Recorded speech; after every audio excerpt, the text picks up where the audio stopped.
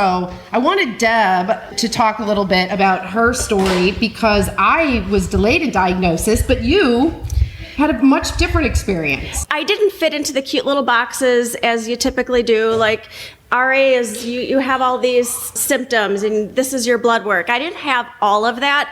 They went to a juvenile rheumatoid arthritis, then they went to lupus, and then they went back to, again, just seeing the amount of damage that was happening in my joints. He's like, we just need to bypass everything and go straight to RA at that age. So that was what I had to do. And my flute went into my closet and stayed there until maybe 10 years ago where we gifted it to our pastor's wife. So I actually pulled it out, put it together, and my fingers wouldn't line up with any of the keyholes anymore. So I was like, okay, time to pass this on to somebody who could actually use this. I became the swim team manager, so I still went to all the meets and participated with all my friends. But beyond that, it was a really tough time in my life. If there was a depressed time, that would have been it.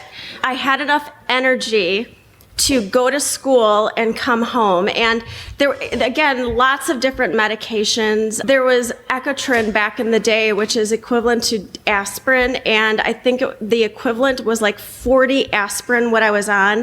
Had severe ringing in my ears.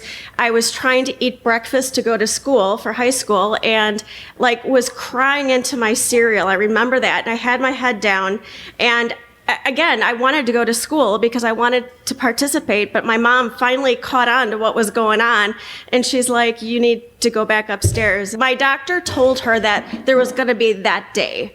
That day was going to happen, and she was going to hit a wall, and she was going to call him, and she was going to say, all right, now we need to do the heavy stuff.